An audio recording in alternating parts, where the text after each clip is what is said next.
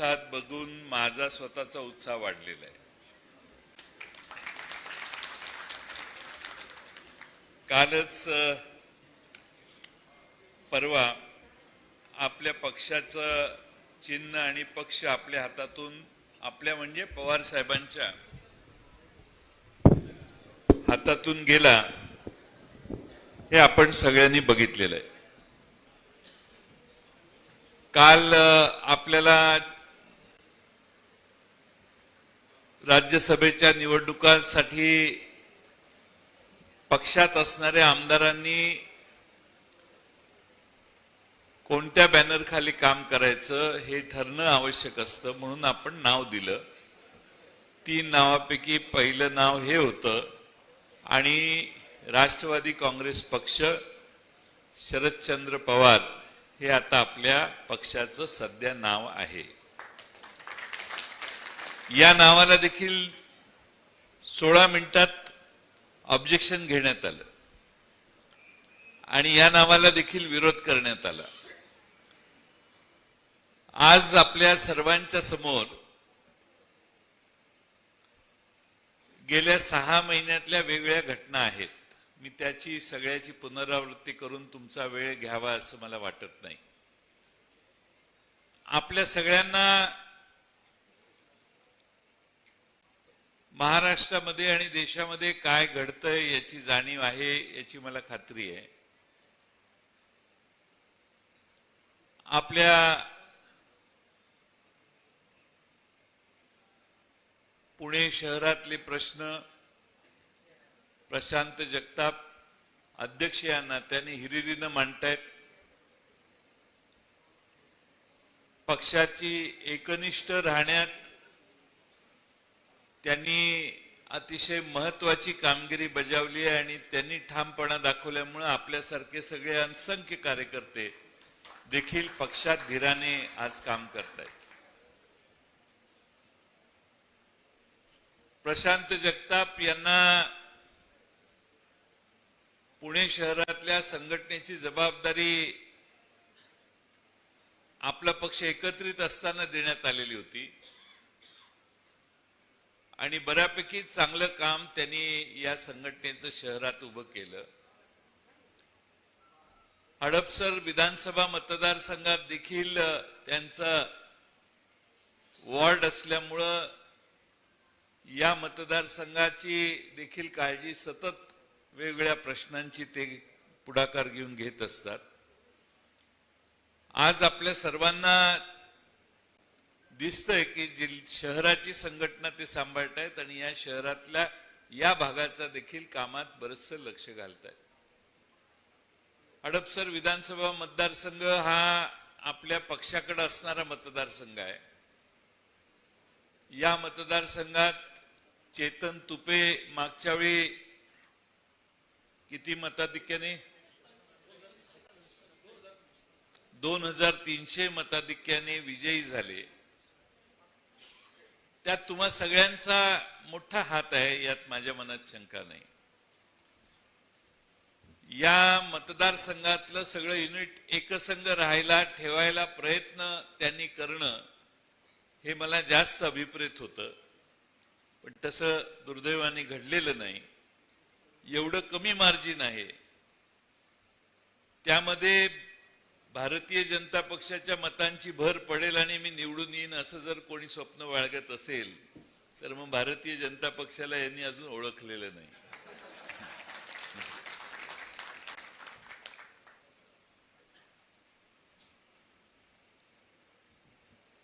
एखादा अचानकच मध्ये अपक्ष उभा राहिला तर मला आश्चर्य वाटणार नाही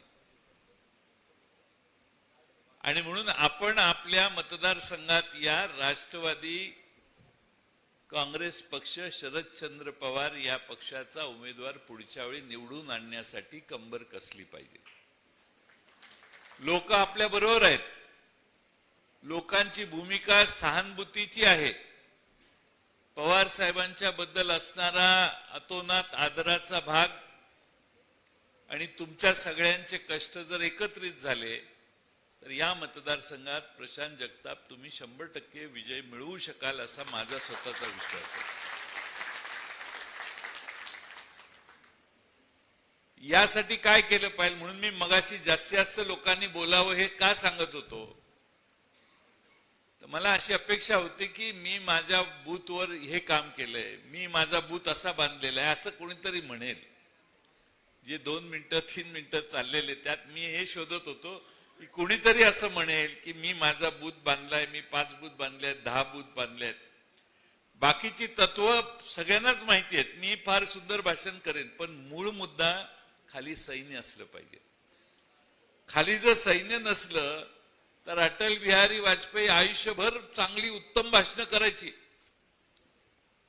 पण त्यांची सत्ता शेवटी आली. त्यामुळं खाली बूथवर जर माणसं असली तर ती कशी असली पाहिजेत.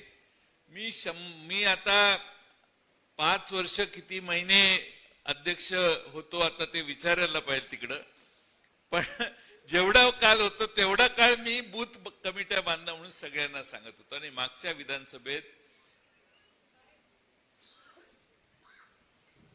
विधानसभेत आपल्या नको आता मध्ये नका बोलू, तुम्हाला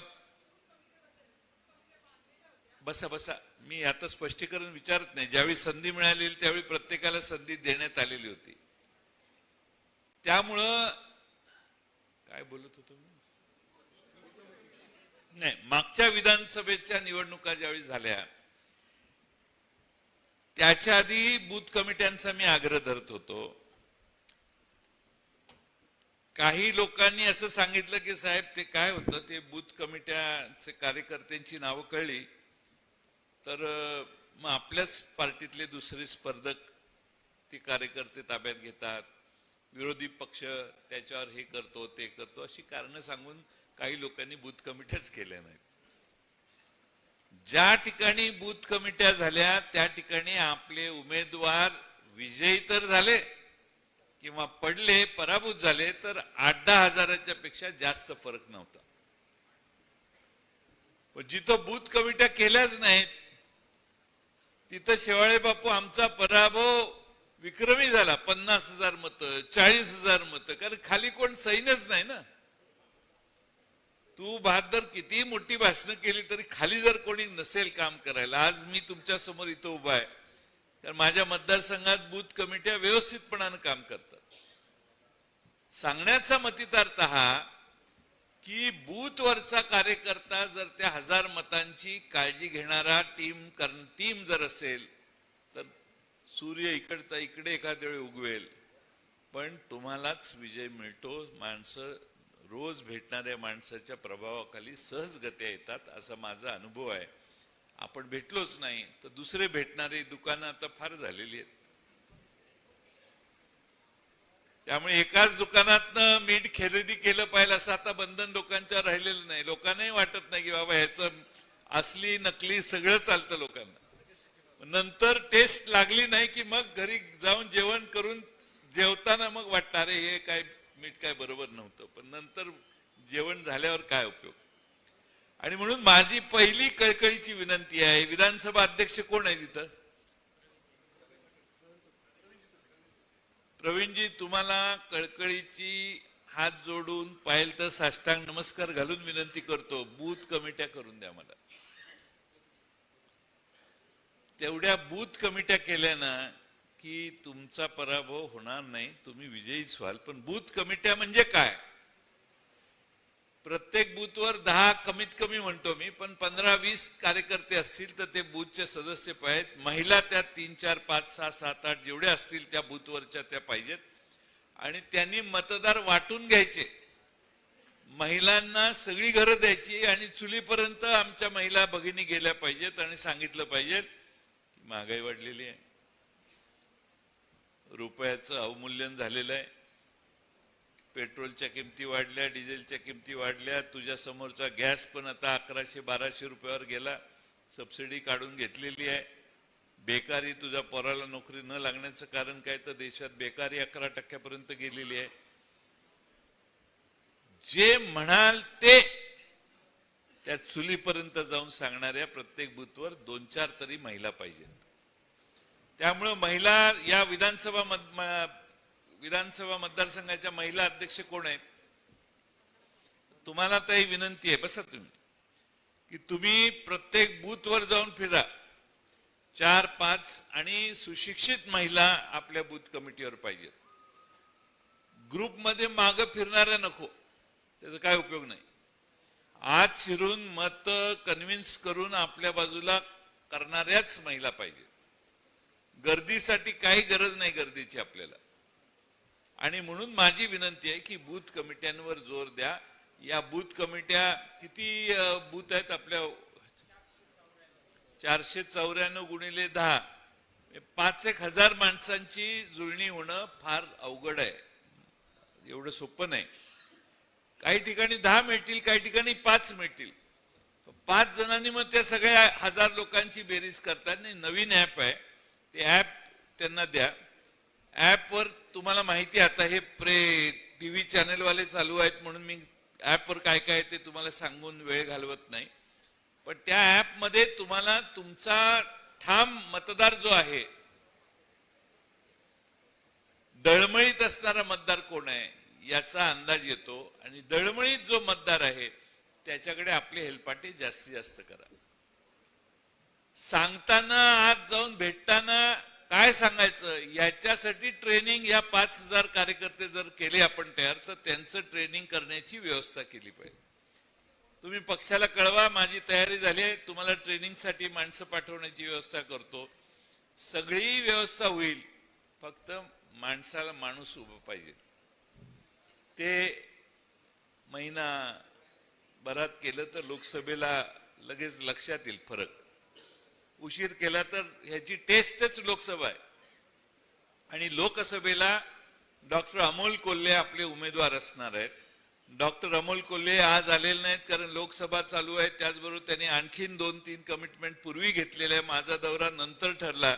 मी त्यांना आणि श्रीनिवास पाटील आणि सुप्रिया ताईंना कळवलं होतं, तुम्ही काही चिंता करू नका, माझा मी दौरा करणार आहे. कारण प्रत्येक लोकसभा मतदारसंघात जाण्याचं आणि किमान 3 विधानसभा मतदारसंघाला भेटी देण्याचा उपक्रम विजय निश्चय मेळाव्यात आम्ही सगळ्यांनी केलेला आहे. सातारा झालं, माढा झालं, अहमदनगरचे काल झालं, आज शिरूर आहे आणि शिरूर मतदारसंघ राजगुरुनगर पर्यंत आज आम्ही जाणार आहे.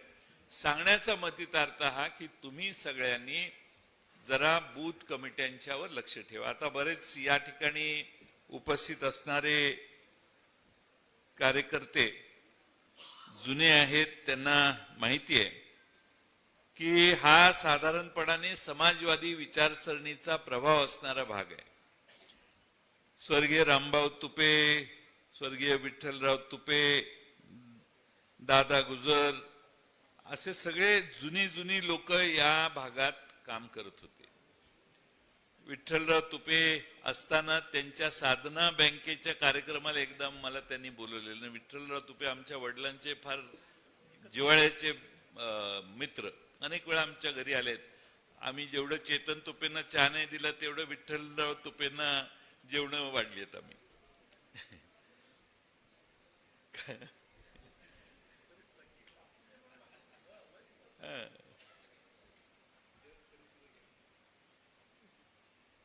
त्यामुळं या भागामध्ये समाजवादी विचारसरणीला नेहमी या भागाने आधार दिलेला आहे. आज आपल्या देशामध्ये अनेक संकट आहेत. या संकटाचा कधीतरी विचार तुम्ही केलाय का? इथं तुम्ही सगळे बसलेला आहात, तुमच्या सगळ्यांच्या डोक्यावर 1.5 लाख रुपयाचं कर्ज ऑलरेडी झालेलं आहे.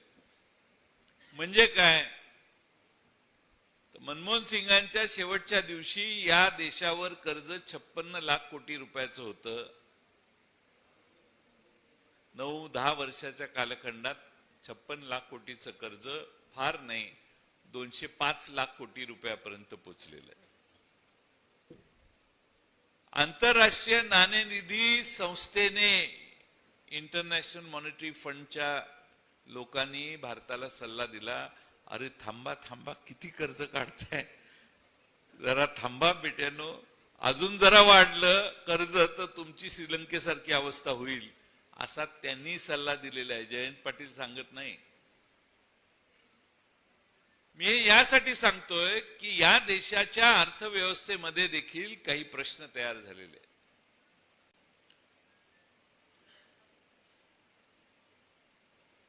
या देशामध्ये बेकारीची समस्या आजपासून उभी राहिली आहे. 10.9 मगाशी मेहबूबने सांगितलं 11% ही रेकॉर्डवर.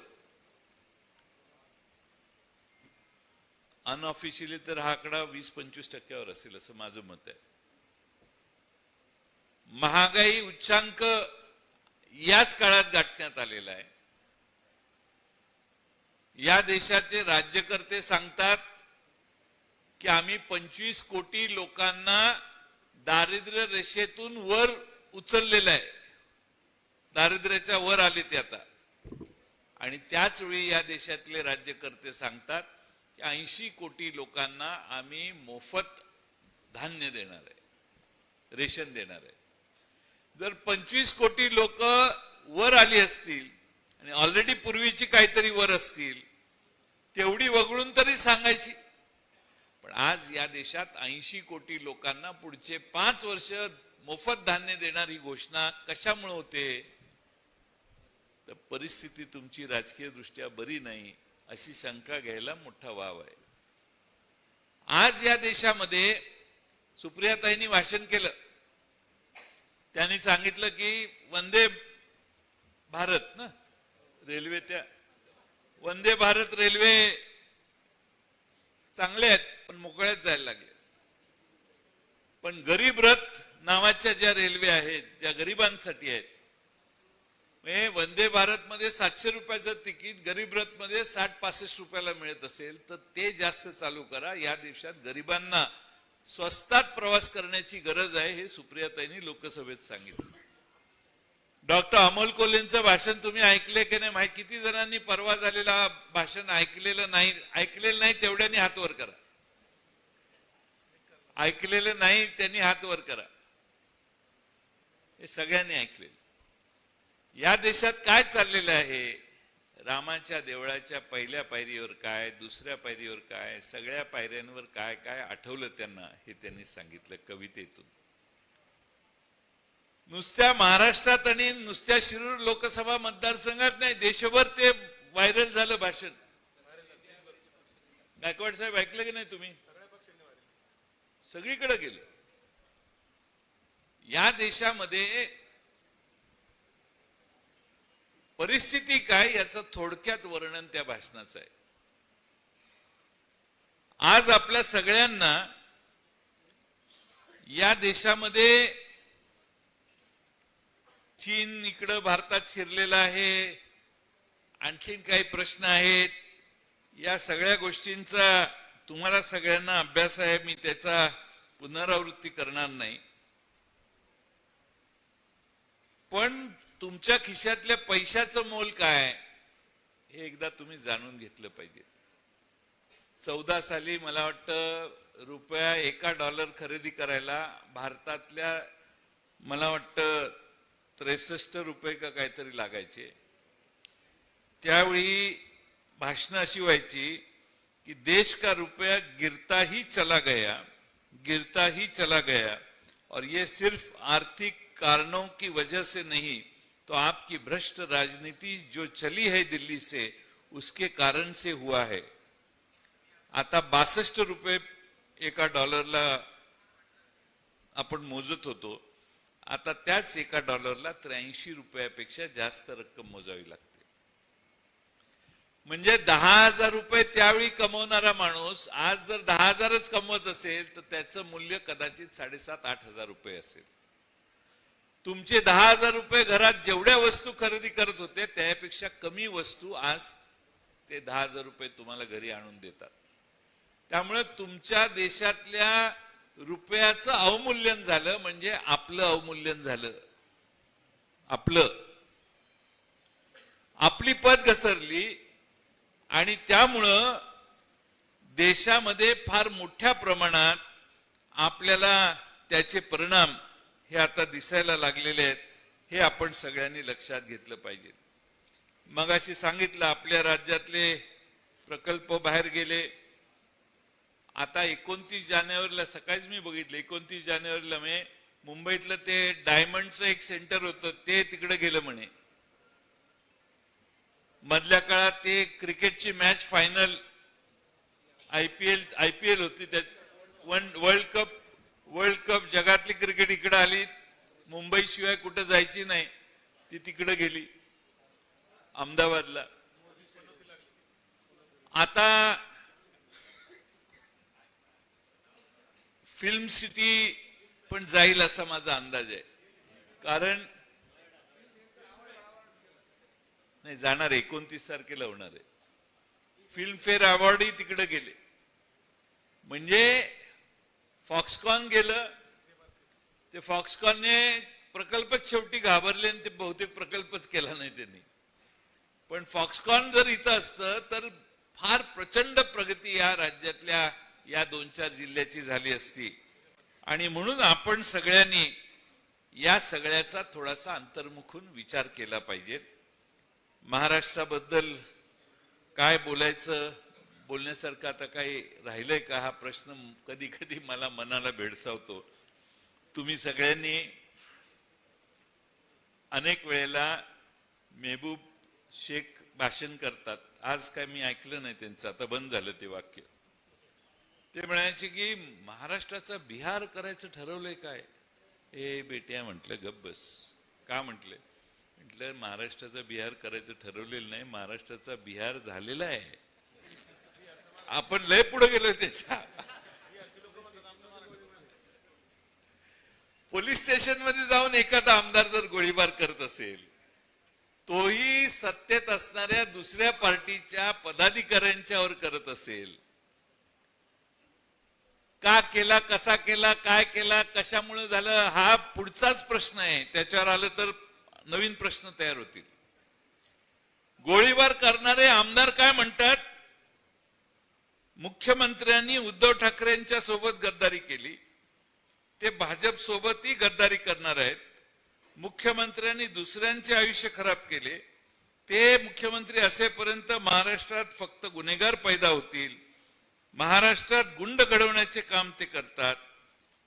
त्यांनी माझे करोडो रुपये खाल्ले, त्यांनी आणि त्यांच्या मुलाने सगळीकडे भ्रष्टाचार करून ठेवला आहे. काही चर्चा चालू आहे का टेलिव्हिजनवर ह्याची? त्या दिवशी दाखवल्यानंतर कोणी परत रिपीट केलंय? हे जर आमच्या बरोबर बद्दल असतं तर धुरळा उडला असता.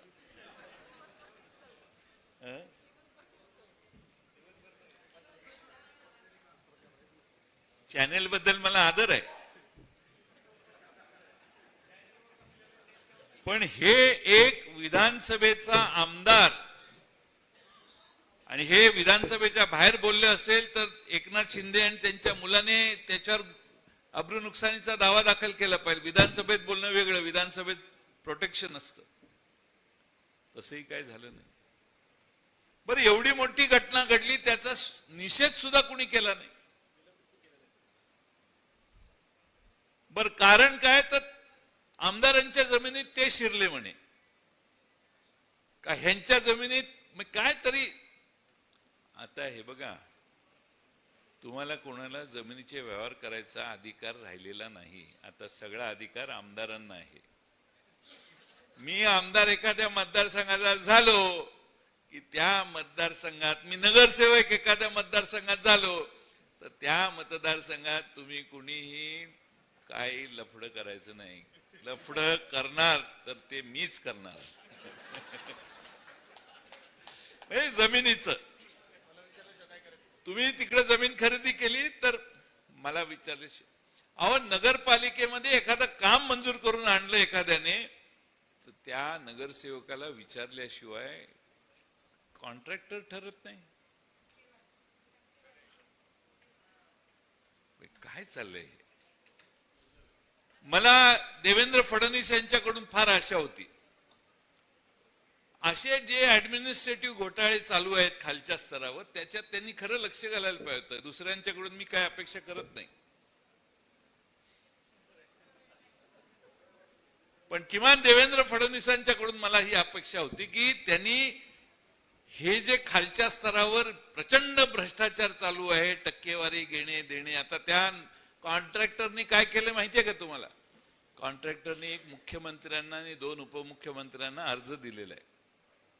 त्याने असं सांगितलेलं आहे की आम्हाला कॉन्ट्रॅक्ट मिळतंय, बरीच कामांची टेंडर काढलेत, आम्ही कॉन्ट्रॅक्ट घेतलं की तुमच्या सत्तारूढ पक्षातले जे 2 पक्ष आहेत, 3 आहेत, त्यातला 2 कुठंतरी असतातच.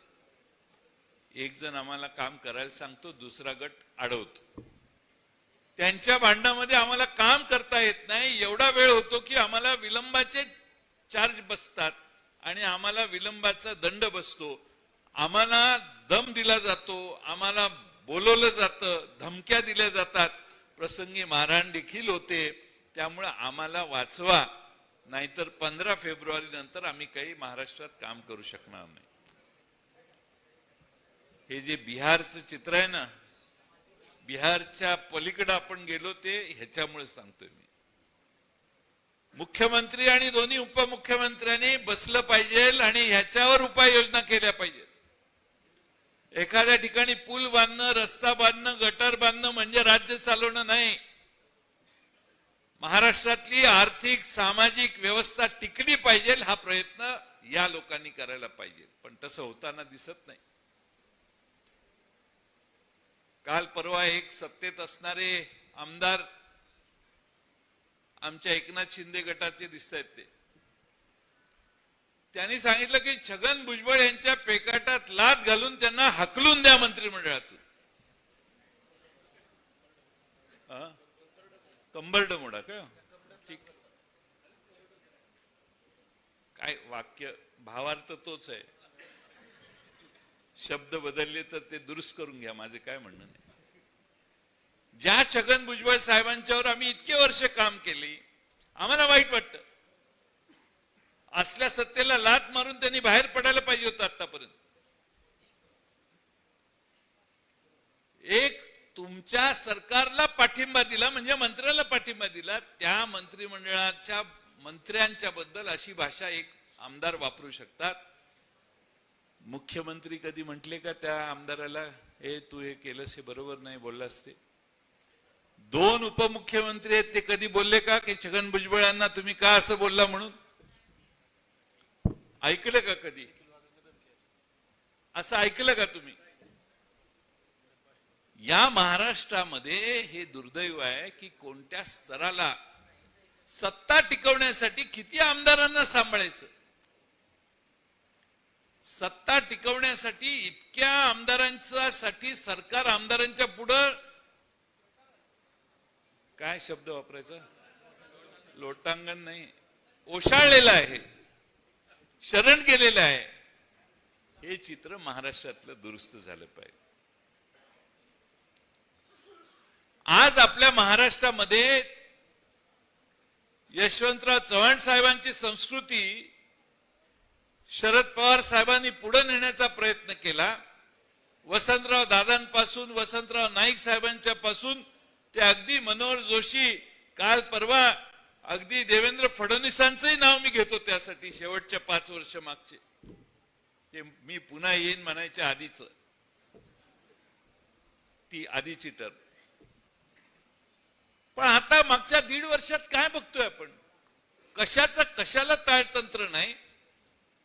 105 जणांनी 40 जण मिळवली, 145 झाले, 165 झाले, अजून 40 जण घेऊन आता 200च्या वर स्कोर केलाय. आता 288 करायची पण तयारी आहे.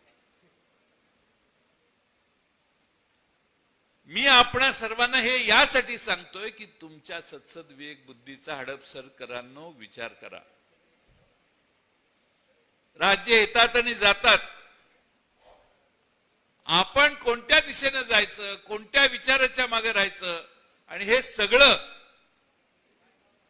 म्हणजे आता अलीकडं काय आहे की ते कॉन्ट्रॅक्टर आहेत, ते कॉन्ट्रॅक्टरना एक सल्ला देतो. आता आपल्या सभेला तर काय कॉन्ट्रॅक्टर कुठं फारशी येत नाहीत, पूर्वी यायची, आपलं सरकार होतं त्यावेळी. आता सगळे असणारे पण परवा जाताना तिकडे गेले. त्यांना सगळ्यांना मित्रांना तुमचा सल्ला द्या. 20 कोटीचं टेंडर निघालं की झटकन टेंडर मिळालं की खुश होतात. टेंडर मिळायच्या आधी काय थोडासा खर्च करतातच ही लोक, आणि मग ते काम घेतल्यानंतर बजेटमध्ये जर 20 कोटीतले जर 5 कोटी असतील तर ते 5 कोटीचं काम बजेटमध्ये जेवढं आहे तेवढंच करायचा सल्ला द्या तुम्ही. 5 कोटीच्या वर जर खर्च त्यांनी पुढचं काम केलं तर पुढचे पैसे मिळायची शक्यता नाही, कारण सरकारने बजेटपेक्षा 1,60,00,000 कोटी रुपये जास्त जाहीर केलेले आहेत. अतिरिक्त खर्च जाहीर केलेला आहे. त्यामुळं तुम्हाला आज वर्क ऑर्डर मिळेल, पण ती काम पूर्ण करायला कदाचित 3 वर्ष, 3.5 वर्ष, 2 वर्ष जातील. आणि म्हणून आपण सगळ्यांनी जरा डोळस असलं पाहिजे. लोकसभेच्या निवडणुका आहेत, परत विधानसभेच्या निवडणुका आहेत. आपण सगळ्यांनी पवार साहेबांच्यावर काम करण्याच्यासाठी गेले अनेक वर्ष अनेकांनी खस्ता खाल्ल्या. राष्ट्रवादी काँग्रेस पक्ष म्हणून आपण जे पूर्वी काम करत होतो ते सगळेच आज या नव्या राष्ट्रवादी काँग्रेस पक्ष, शरदचंद्र पवार या पक्षाचं आजपासून काम करायला सुरुवात झाली. आणि पहिला कार्यक्रम आहे या बोर्डाचा पहिला कार्यक्रम आहे. आणि त्यामुळं आपण सगळ्यांनी एक बारकाईनं बघितलं पाहिजे की आपली संघटना जागेवर आहे का, आणि असेल तर ती बांधावी. हे सगळं मी मगाचपासून सांगतोय, त्यापेक्षा बरंच काही सांगण्यासारखं आहे, पण आज मी तुमचा वेळ घेणार नाही. माझी कळकळीची विनंती आहे की संघटना खाली तळागाळापर्यंत पोहोचवा, आणि ती पोहोचवण्यात बऱ्याच वेळेला तुमच्या आता असा अनुभव येईल की काही त्या वॉर्डातली त्या बूथवरची लोक तिकडं काम करतात. आपले जुने होते ते तिकडं गेले, त्यांनाही इकडं तळागाळातल्या लोकांना तुमच्यावर काम करण्याची प्रेरणा हळूहळू तयार होईल. त्यामुळं आपल्याला जास्तीत जास्त मतं कशी मिळतील. शिवसेना, काँग्रेस हे दोन्ही पक्ष आपल्या बरोबर आहेत, आणि त्यामुळं या मतदारसंघात आपण 100% विजयी होऊ असा मला विश्वास आहे. लोकसभेला देखील आपले माननीय डॉक्टर अमोल कोल्हे यांनी लोकसभेमध्ये जी भूमिका त्यांची बैलगाडा शर्यतीपासून प्रत्येक भूमिका, कांदा निर्यात असेल, तिकडं पलीकडं ट्रॅफिकच्या बद्दल त्यांनी केंद्र सरकारकडून योजना मंजूर करून घेतलेल्या असतील, या सगळ्या गोष्टी या आपण सगळ्यांनी लक्षात घेऊन तळागाळापर्यंत जाऊन सांगा. खरं म्हणजे आमच्याकडे आमचे खासदार, पूर्वी आमच्याकडे प्रथा अशी होती की मतदारसंघ खाली आम्ही सांभाळायचो.